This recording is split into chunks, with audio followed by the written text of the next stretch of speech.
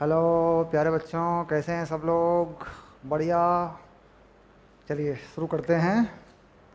NCERT के संपूर्ण हल। एनसीईआरटी के संपूर्ण हल है ना। और ये है हमारा प्रत्यावर्ती धारा। चैप्टर है हमारा 7 नंबर का अध्याय है। और इसमें हम लोग ट्रांसफॉर्मर तक पहले से कर चुके हैं। ट्रांसफॉर्मर के बारे में हम पढ़ चुके हैं। ट्रांसफॉर्मर के बारे में जो जानकारी एनसीईआरटी में है, आपको उसी जानकारी को समझना है और याद भी करना है, सीखना है। ट्रांसफार्मर के बारे में और भी बहुत सी जानकारी होती है। आप जानते हैं कि किसी भी टॉपिक को अगर बहुत विस्तार से ले जाएं, उसमें बहुत डिटेल में ले जाएं, तो बहुत सारी चीज़ें आने लगती हैं फिर। तो ट्रांसफार्मर के बारे में मैं आपको बता दूं कि एक तो उसमें होने वाले नुकसान, ऊर्जा में होने वाले जो नुकसान है, क्षय होता है ऊर्जा का, एक वो है। एक ट्रांसफार्मर की जो कार्यविधि है, एक वो है। ठीक। उसके अलावा ट्रांसफार्मर में इनपुट आउटपुट जो वोल्टता होती है, यानी जो निर्गत वोल्टता होती है और जो निवेशित वोल्टता होती है। प्राथमिक कुंडली में हम क्या करते हैं, निवेशित वोल्टता देते हैं और निर्गत जो है वोल्टता लेते हैं द्वितीयक कुंडली में।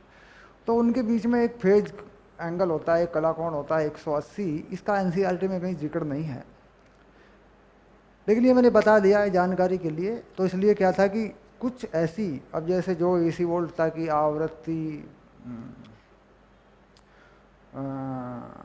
प्राथमिक कुंडली में होती है, वही द्वितीयक कुंडली में होती है। बस कला कोण का फर्क होता है ना।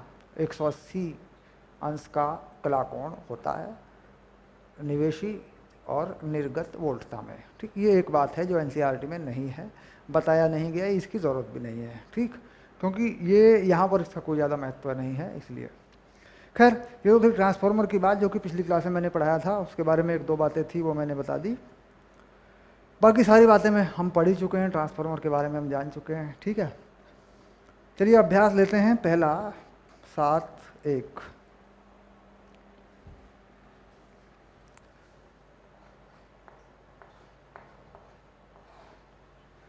100 ओम का प्रतिरोधक 220 वोल्ट 50 हर्ट्ज की आपूर्ति से संयोजित है।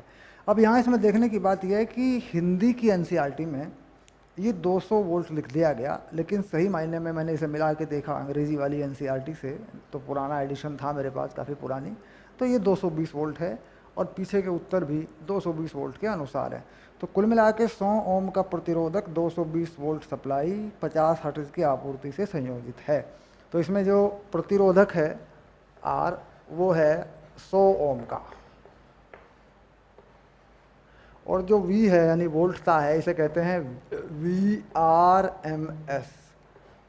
ठीक, सामान्यतया इस तरह जो वोल्ट के मान दिए होते हैं वो होते हैं RMS, वर्ग बाध्य मूल मान। ठीक, ये है 220 वोल्ट, और जो आवृत्ति है न्यू बोल देते हैं इसको, ये है 50 हर्ट्ज। ये तीन बातें हैं। परिपथ में धारा का RMS मान कितना है? तो पहला सवाल पूछा है, परिपथ में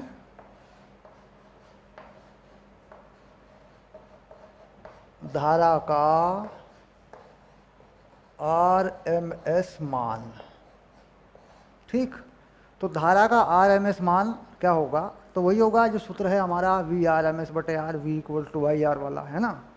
तो धारा का IRMS है ना, ऐसे लिख देंगे, और यहाँ लिख देंगे VRMS बटे प्रतिरोध। ये धारा का RMS मान होगा। देखो VRMS कितना है 220 और R कितना है 100। तो मान रखने पर, है ना, तो मान रख देंगे 220 बटे 100।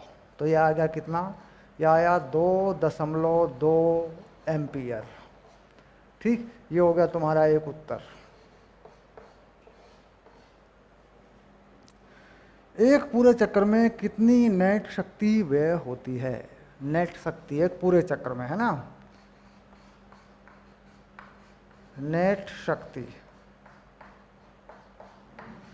इसे कहते हैं पावर। ये होती है IRMS का स्क्वायर R, ये इसका सूत्र होता है। आई स्क्वायर आर आप जान चुके होंगे बहुत अच्छे से, ठीक। तो ये जो है कितनी हो जाएगी बताओ, ये रहा देखो, 2.2 का वर्ग आर है 100, ठीक। तो ये आ जाएगी 484 वाट, वोट लिख देते हैं ऐसे, ठीक। ये हो गया तुम्हारा दूसरा उत्तर, ठीक। यानी बिल्कुल साधारण सा सवाल है, कुछ ज़्यादा झंझट नहीं है, ठीक। आरएमएस मानों की पहचान कराना, तो भाई आरएमएस मान कहाँ है, जो इस तरीके से 220 वोल्ट 110 वोल्ट जो इस तरह सामान्यतः जो सप्लाई लिखी होती है वोल्ट ताकि वो आरएमएस होती है। जब तक ये बताया ना जाए कि शिखर मान क्या है, अधिकतम मान क्या है, आयाम क्या है, तब तक ये मान आरएमएस मान ही माना जाता है, वर्ग माध्यम मूल मान ही माना जाता है, ठीक। चलिए अब चलेंगे दूसरे प्रश्न की ओर।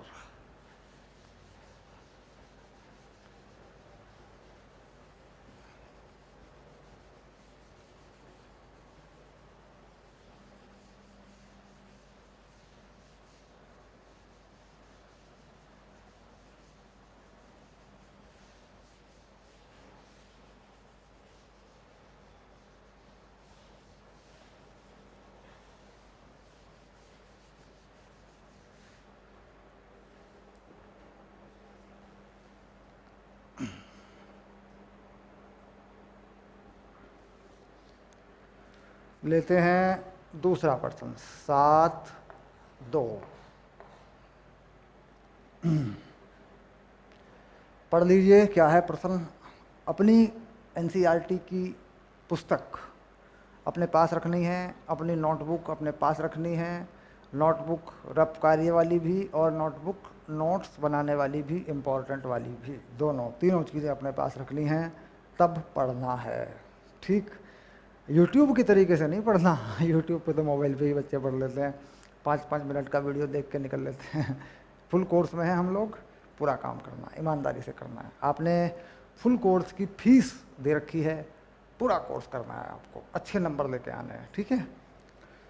चलिए 7.2 में देखते हैं, एसी आपूर्ति का शिखर मान 300 वोल्ट है, आरएमएस वोल्टता कितनी है। अब देखो यहाँ पे भी शिखर मान बता दिया, तो इसका मतलब होता है कि शिखर मान बताना पड़ेगा, तब वो माना जाएगा कि शिखर मान है, ठीक। तो इसमें कह रहा है शिखर मान, एसी आपूर्ति का शिखर मान, यानी जो V है उसका शिखर मान बताया गया है। देखिए शिखर मान कितना है, 300 वोल्ट, 300 वोल्ट, ठीक। आरएमएस कितना हो जाएगा, आरएमएस मान होगा V शिखर बटे वर्गमूल 2, तो कितना हो गया 300 बटे वर्गमूल 2 वोल्ट। ये हो गया पहला उत्तर। देखो यानी शिखर मान को वर्गमूल 2 से भाग करें तो क्या मिल जाता है, आरएमएस मान, शिखर मान प्रश्न में बताया गया। एसी परिपथ में धारा का आरएमएस मान 10 है, शिखर धारा कितनी है। अब धारा है ना, ये लिखते हैं आई शिखर धारा, ये क्या होती है, आरएमएस धारा की वर्गमूल 2 गुना, ठीक। ये संबंध होता है, ये आप देख भी रहे होंगे, शिखर मान वर्गमूल 2 वर्ग माध्यम मूल मान, तो शिखर मान अगर चाहिए तो वर्गमूल 2 से गुणा कर दें, तो आरएमएस जो मान है यहाँ पे वो 10 दिया, तो ये हो गया 10 वर्गमूल 2 एम्पियर, ठीक। ये आ गया वर्गमूल 2 का मान, अगर आप जानते हैं तो इन दोनों में लगा सकते हैं। वर्गमूल 2 का मान ये होता है 1.41, ये मान लगा देते हैं, होता तो इससे आगे भी है लेकिन 1.41 वर्गमूल 2 का मान लगा देते हैं, तो उत्तर ठीक माने जाते हैं। तो ये थे 2 प्रश्न, 7.2 और 7.1। चलते हैं, अब चलते हैं तीसरे प्रश्न की ओर।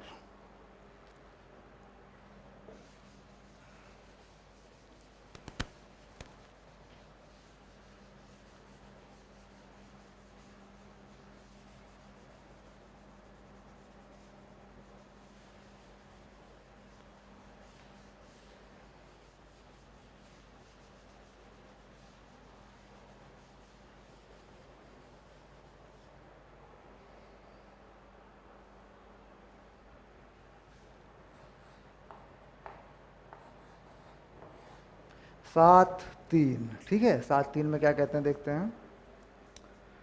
एक 44 मिली हेनरी का प्रेरित्र, 44 मिली हेनरी का प्रेरित्र, प्रेरित मतलब प्रेरक कह सकते हैं, प्रेरक, सेल्फ इंडक्टेंस, म्यूचुअल इंडक्टेंस, अन्योन्य प्रेरण, स्व प्रेरण, है ना।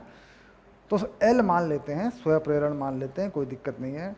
220 वोल्ट 50 हर्ट्ज आपूर्ति से जोड़ा गया परिपथ में धारा के आरएमएस मान को बताइए, ठीक। तो कुल मिला के अगर छोटा सा परिपथ बना दूं तो कैसा मामला है देखो।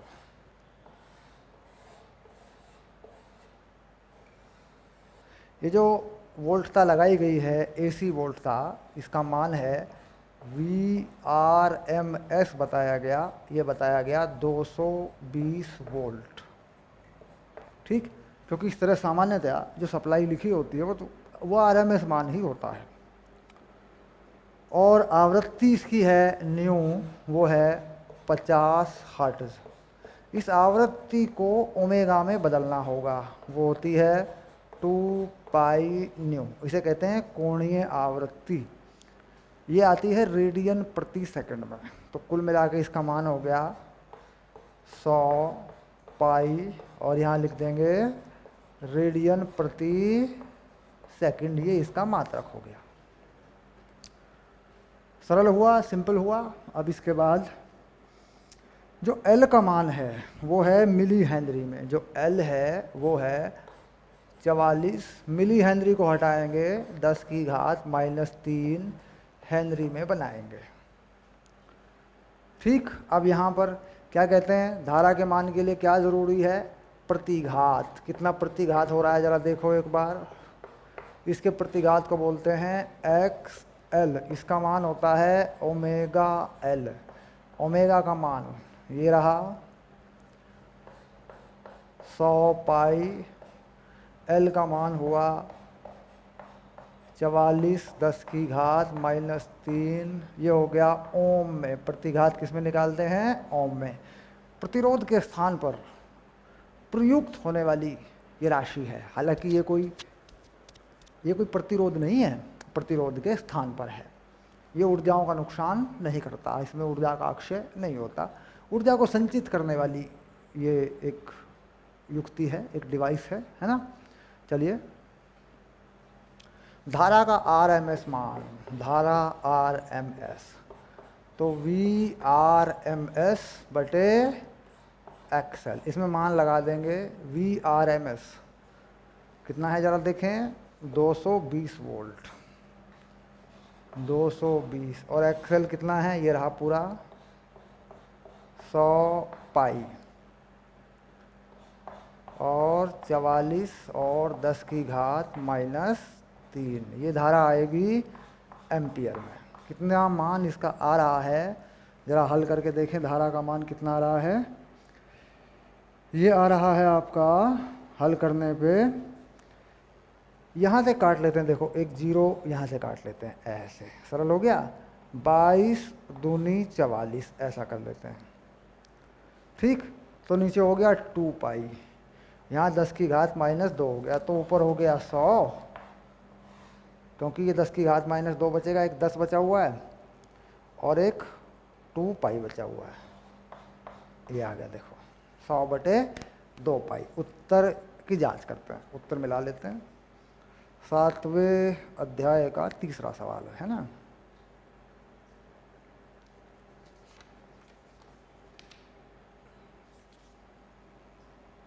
(15.9 एम्पियर), 15.9 एम्पियर देखो बन रहा है कि नहीं बन रहा है।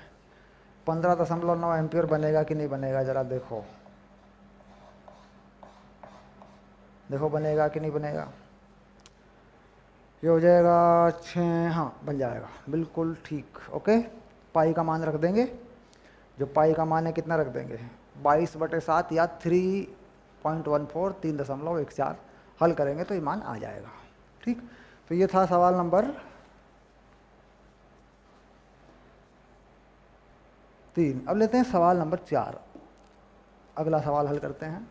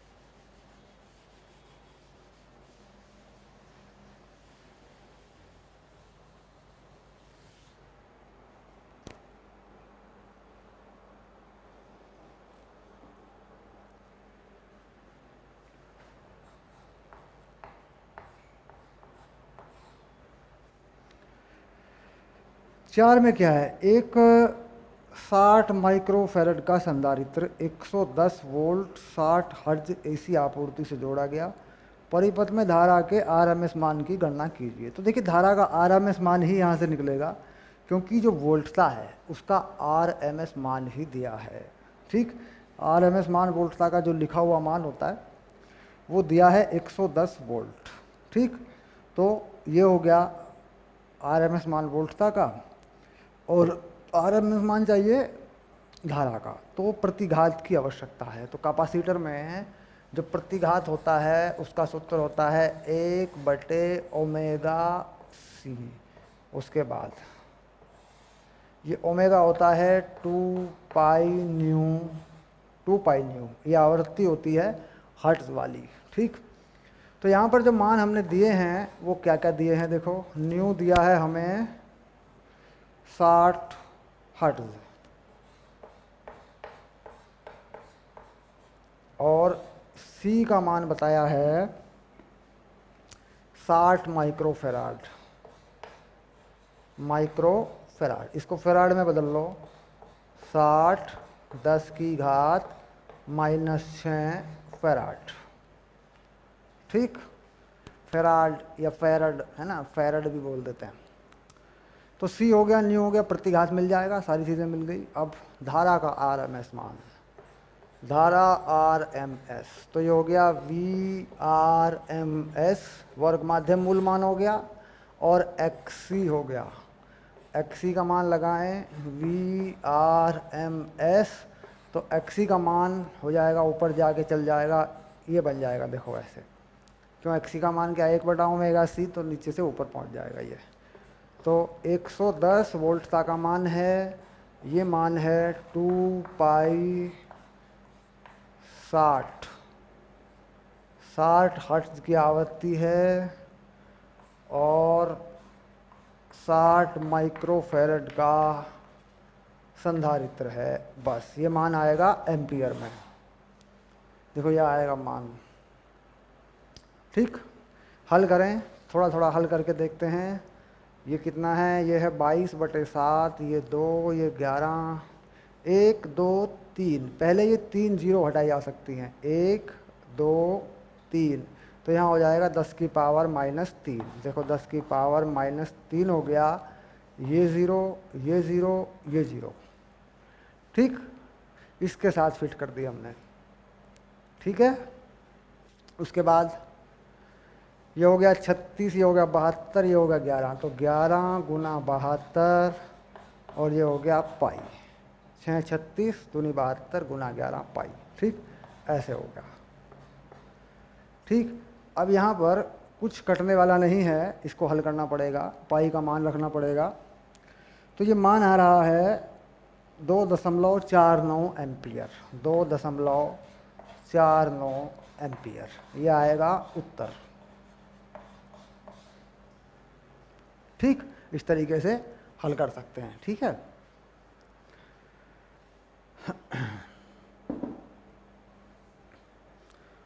तो ये हो गया तुम्हारा प्रश्न नंबर 4। अब लेते हैं 5। ठीक, प्रश्न नंबर 5,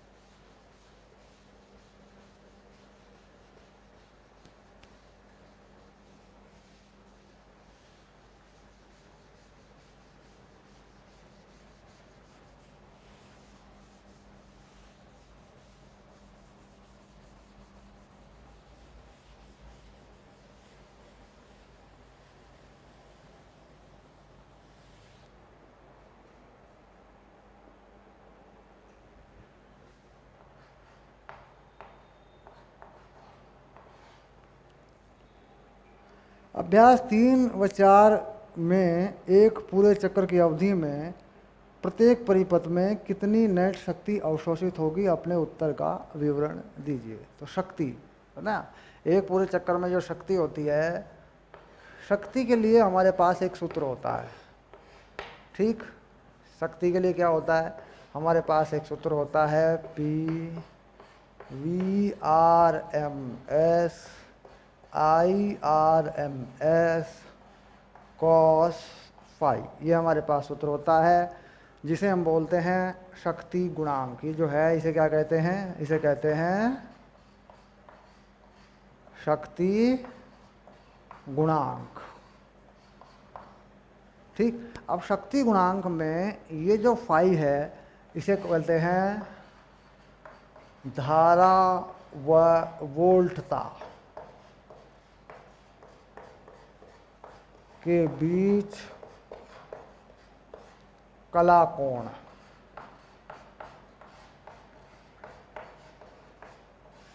ठीक, अब 3 व 4 दोनों में कला कोण कितना है? संधारित्र परिपथ व प्रेरक, प्रेरक ये परिपथ, ऐसा लिख देते हैं, दोनों में फाई का मान 90 अंश होता है।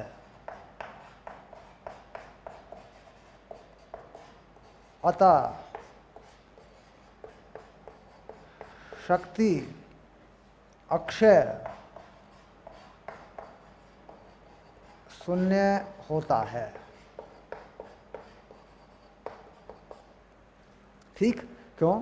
क्योंकि यहाँ देखिए P VRMS IRMS और cos 90, तो cos 90 का मान कितना होगा?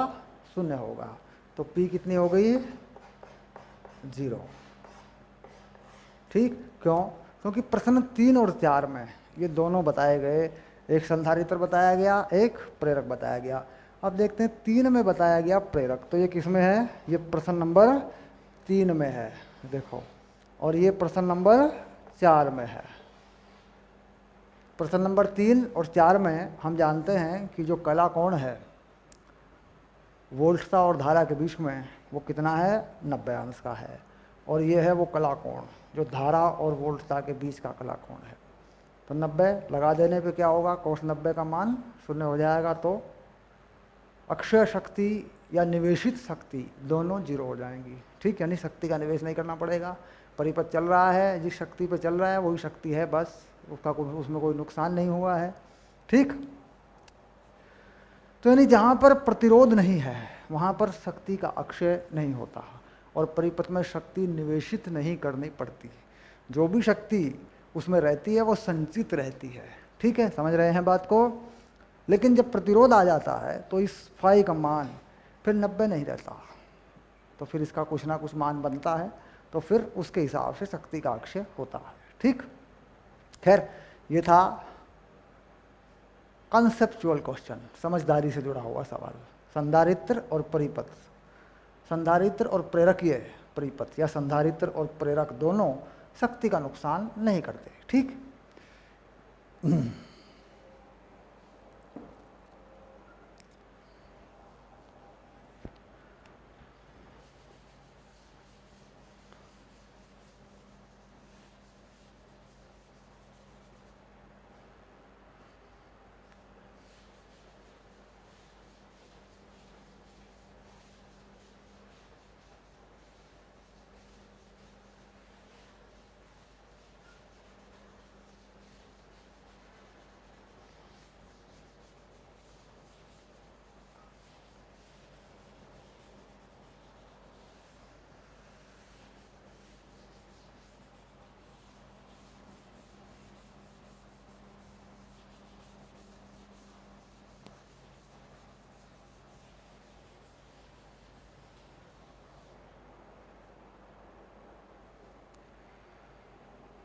अब आया प्रश्न नंबर 6।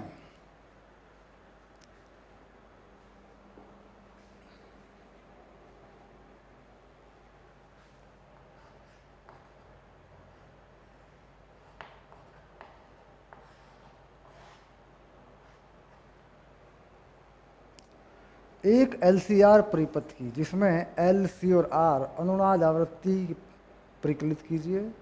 इस परिपथ के लिए Q का मान भी बताइए। एलसीआर परिपथ की अनुनाद आवृत्ति। तो अनुनाद आवृत्ति का सूत्र आप जानते हैं, अनुनाद आवृत्ति का सूत्र तुम्हें पता है क्योंकि बहुत अच्छे से हमने इसे पढ़ा है। ओमेगा आर लिख रहा है, ये होता है 1/वर्गमूल एलसी।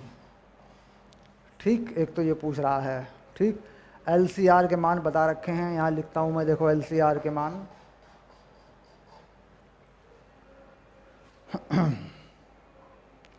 L2C32R10, L है 2 हेनरी, C है 32 माइक्रो फैरड और R है 10 ओम।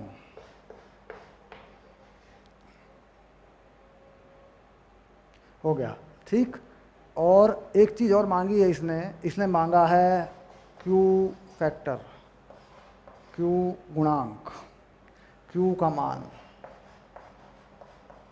ठीक, इसे कहते हैं गुणवत्ता गुणांक। गुणवत्ता गुणांक ये कहाँ होता है? जब एलसीआर परिपथ में कुल शक्ति की, अधिकतम शक्ति की आधी शक्ति पर उसे चलाते हैं तो इसे कहते हैं अनुनाद की तीक्ष्णता। वहाँ पर ये चीज़ बन के आती है गुणवत्ता गुणांक। इसका मान कितना होता है? क्यों होता है ओमेगा L/R। यहाँ जो ओमेगा है ये लगती है वो अनुनाद की आवृत्ति ओमेगा R। ओके, तो पहले अनुनाद की आवृत्ति निकाल लेते हैं, उसके बाद वहाँ लगा देते हैं उसको। ठीक, तो गुणवत्ता गुणांक भी मिल जाएगा। चलिए अनुनाद की आवृत्ति निकाल लेते हैं पहले।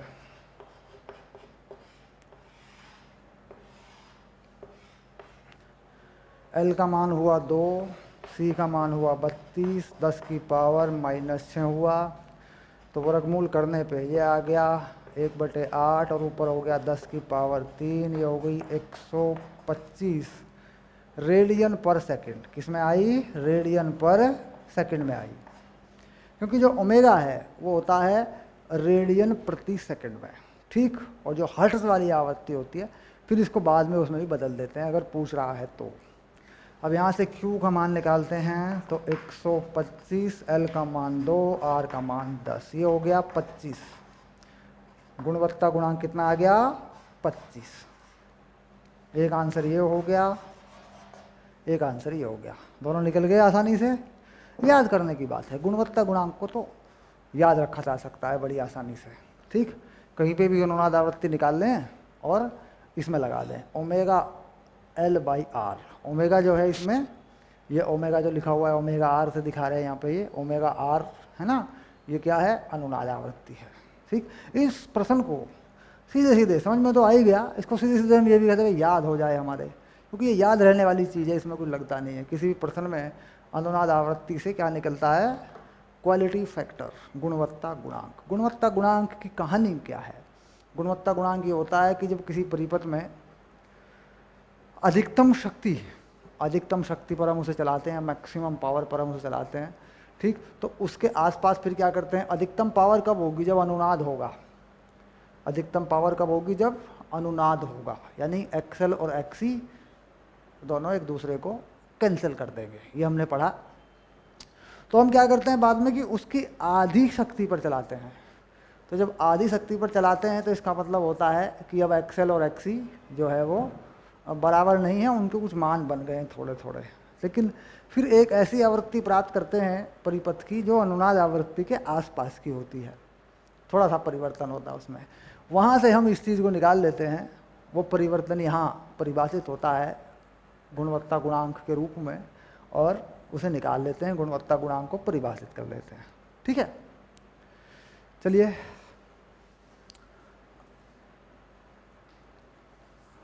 प्रश्न नंबर 7 की तरफ बढ़ते हैं। ठीक है,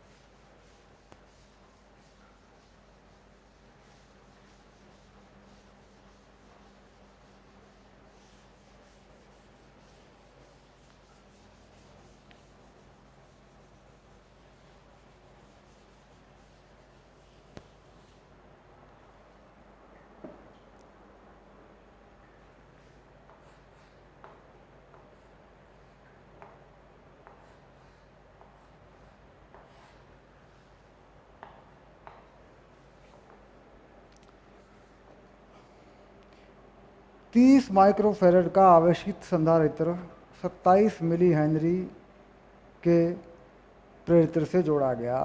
परिपथ में मुक्त दोलनों की कोणीय आवृत्ति क्या है? तो मतलब बिल्कुल कोणीय आवृत्ति मुक्त दोलन है। तो ओमेगा आर मांग रहा है, ये होती है 1/वर्गमूल एल सी।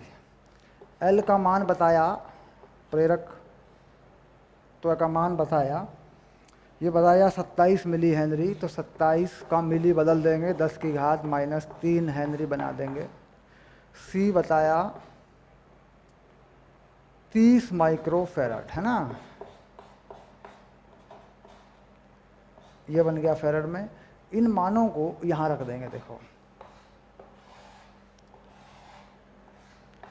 तो 27 गुना 30 गुना 10 की घात -9 हो जाएगा, ये ऐसे हो जाएगा ये। और ये जो आवृत्ति आएगी, ये आएगी रेडियन प्रति सेकंड में, याद रहे, ठीक। तो कितना आएगा इसका मान? इसका मान आएगा 1.1 10 की घात 3। इसका जो मान आएगा, इसका मान कितना आएगा यहाँ से हल करके? ये आएगा ओमेगा आर 1.1 गुना 10 की घात 3 रेडियन प्रति सेकंड, रेडियन प्रति सेकंड। अब ये हो भी रहा है, देखो यहाँ से देखें, अगर 27 और 3 है तो 27 और 3 को, इस जीरो को इसके साथ फिट कर दें, 10 की घात -8 बना दें, वर्गमूल 4 ऊपर कर दें, 27 और 3 ये हो जाएगा 81। 81 का वर्गमूल होगा 9, ठीक। तो कुल मिला के 10,000/9 बनेगा ये नंबर, 10,000/9। तो ये बन जाएगा 1100 के आसपास, 1100 रेडियन प्रति सेकंड, ठीक है। तो बस इतनी बात थी। अब लेते हैं 8 नंबर का प्रश्न।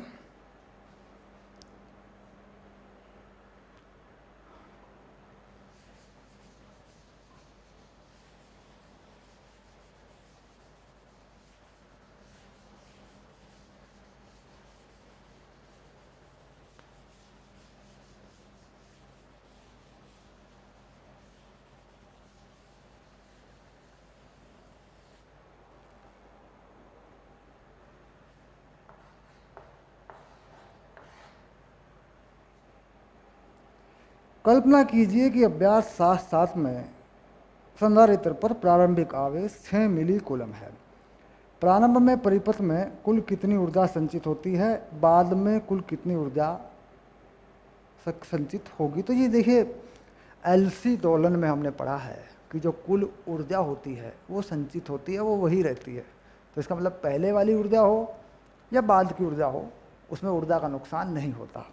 तो प्रश्न नंबर 7 में एलसी दोलन वाली स्थिति है, क्योंकि प्रश्न नंबर 7 में एक संधारित्र भी है और एक प्रेरित्र भी है ना, प्रेरक भी है।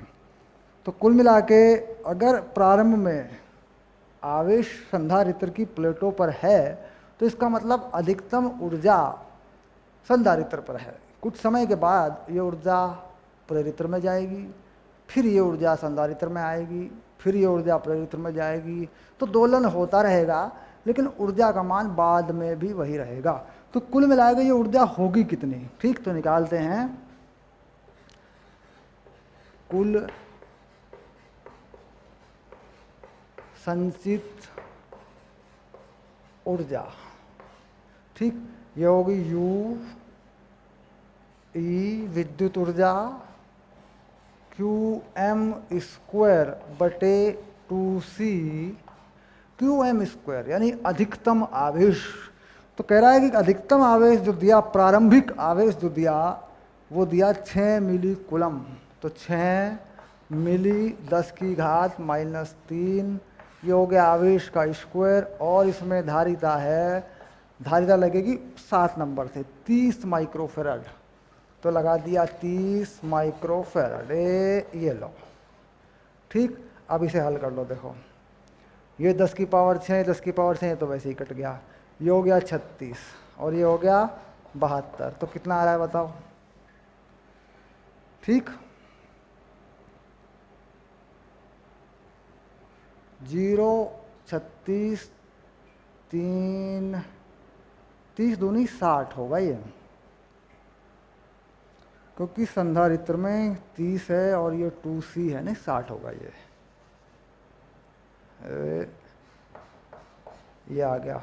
ठीक, और आवेश है 6 मिली कूलम, सही बात है, और C है इसका 30। प्रारंभ में, परिपथ में, बाद में कुल ऊर्जा कितनी रहेगी, ये तो ठीक है, सही बात है। ये हो गया 36, 10 की पावर -6 कट जाएगा, तो 36/60 होना चाहिए इसको, है ना।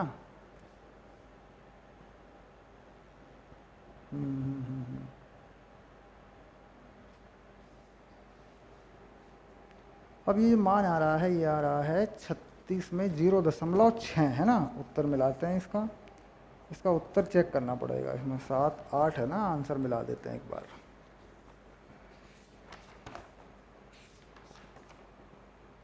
(0.6 जूल है ना, 0.6 जूल, ये आ गया। देखिए ये हो गया उत्तर। और ऊर्जा संचित ऊर्जा है, ठीक, कुल संचित ऊर्जा यही है, ठीक, तो बाद में भी यही रहेगी, बाद में भी ऊर्जा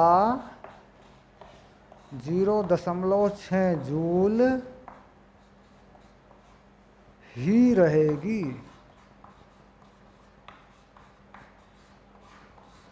ठीक, क्योंकि ऊर्जा कितनी है, ऊर्जा संरक्षित है, एलसी दोलन में ऊर्जा संरक्षित है।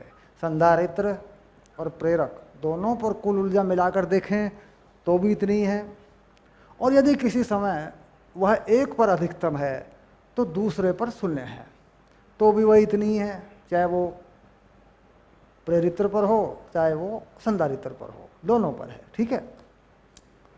मतलब सरल आवर्त गति वाला मामला है। स्थितिज ऊर्जा बराबर गतिज ऊर्जा, स्थितिज ऊर्जा प्लस गतिज ऊर्जा, जो कि तू अचर है, कांस्टेंट एनर्जी है जितनी हमने दे रखी है परिपथ में या दोलन में। सरल आवर्त गति में आपने देखा होगा कि कुल आंतरिक ऊर्जा नियत रहती है, तो वही स्थितिज ऊर्जा हो गई और गतिज ऊर्जा हो गई। कभी कभी वह गतिज ऊर्जा के बराबर हो जाती है, अधिकतम गतिज ऊर्जा हो जाती है, कभी कभी वह अधिकतम स्थितिज ऊर्जा के बराबर हो जाती है, स्थितिज ऊर्जा हो जाती है।